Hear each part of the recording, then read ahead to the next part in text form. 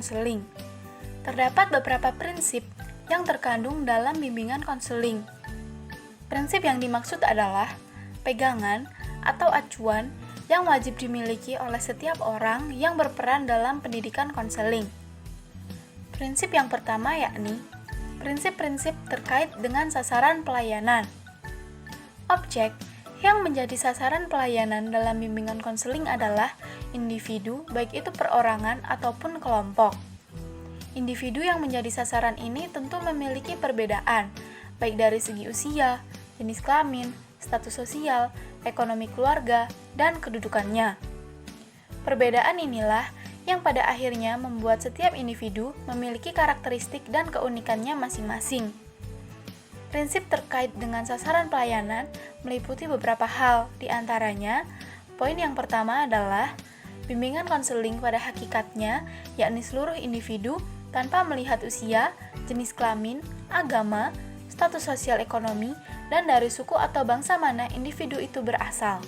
Artinya, setiap orang berhak untuk melakukan bimbingan konseling tanpa memandang berapa usianya, baik itu tua ataupun muda, apa jenis kelaminnya, baik laki-laki ataupun perempuan, apa agamanya, baik itu Islam, Kristen, Katolik, Hindu, Buddha, ataupun Konghucu, bagaimana status sosial ekonominya, serta dari mana ia berasal.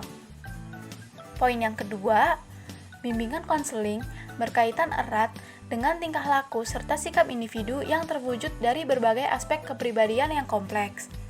Karena setiap individu itu memiliki ciri khasnya sendiri dan tingkah laku dari setiap individu itu berbeda, maka hal tersebut menjadi cerminan atau menjadi aspek kepribadian seseorang. Poin yang ketiga, agar pelayanan bimbingan konseling berjalan secara maksimal, maka perlu untuk memahami karakter, keunikan, serta permasalahan yang dialami oleh individu tersebut. Artinya, karena setiap individu itu berbeda dan memiliki kebutuhannya masing-masing, maka agar pelayanan bimbingan konseling ini berjalan secara efektif, konselor harus memilih teknik yang tepat agar sesuai dengan kebutuhan konseli. Selanjutnya, poin yang keempat adalah keberadaan pelayanan bimbingan konseling bertujuan untuk menyesuaikan individu terhadap sejumlah bidang dengan mempertimbangkan aspek perkembangan individu tersebut. Artinya, dalam melakukan pelayanan bimbingan konseling, si konseli ini harus bersikap aktif, sehingga konselor hanya perlu memberikan bimbingan dan memberikan arahan, agar konseli dapat menemukan caranya sendiri untuk menyelesaikan permasalahan yang ia hadapi. Selanjutnya, poin yang kelima adalah adanya perbedaan individu baik dari kalangan anak-anak, remaja, hingga dewasa harus dipahami dan dipertimbangkan. Yang dimaksud adalah karena setiap individu itu memiliki perbedaan dan karakternya masing-masing, maka hal tersebut harus diperhatikan.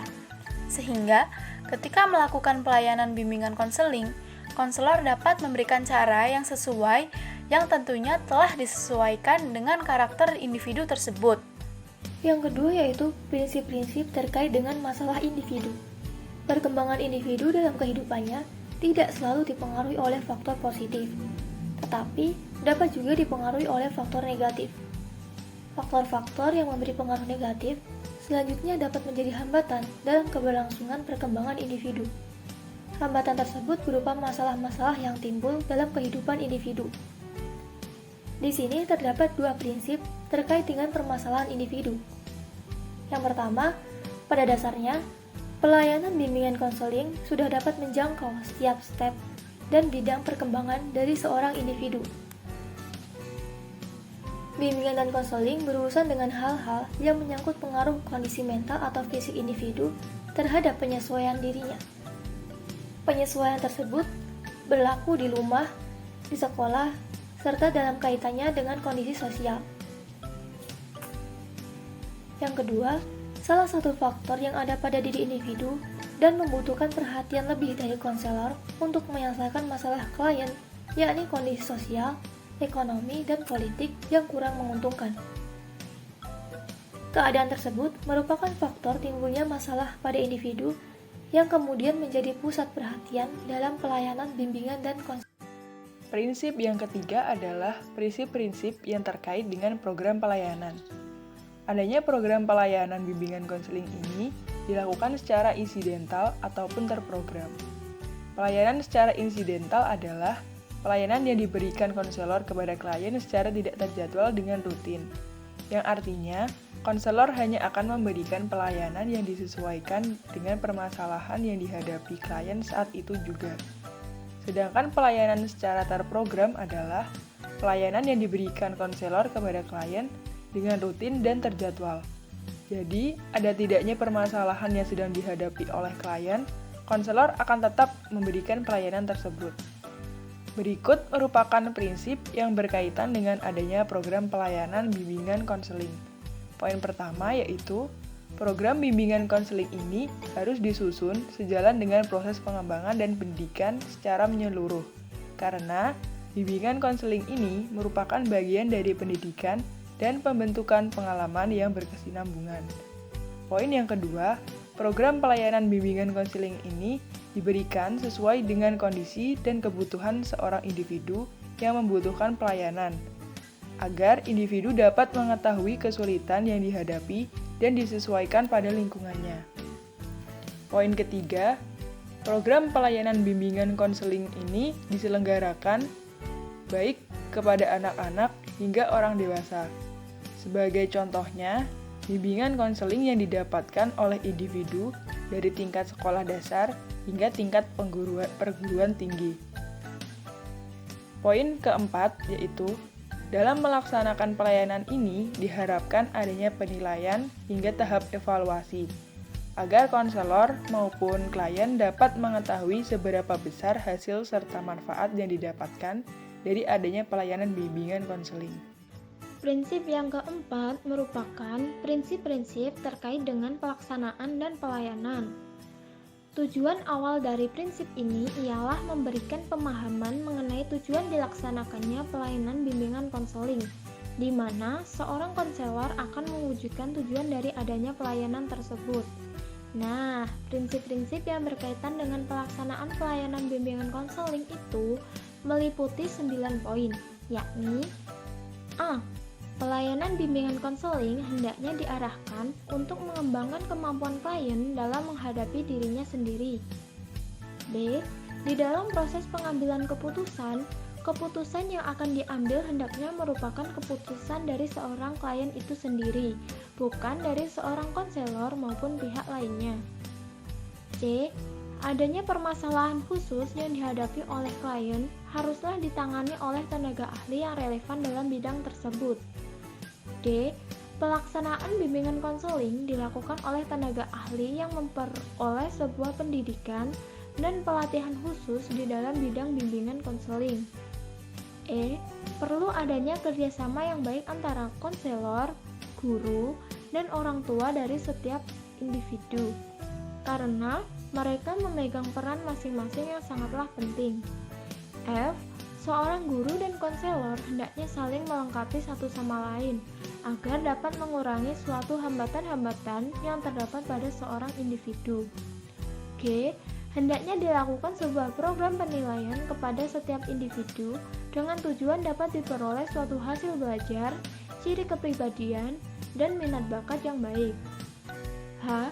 Sebuah organisasi pengembangan bimbingan konseling diharapkan dapat berjalan secara fleksibel, sehingga dapat menyesuaikan antara kebutuhan individu dengan lingkungannya.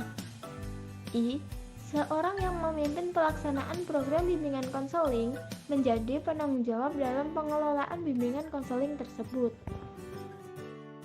Yang kelima, yaitu prinsip-prinsip bimbingan konseling yang ada di sekolah.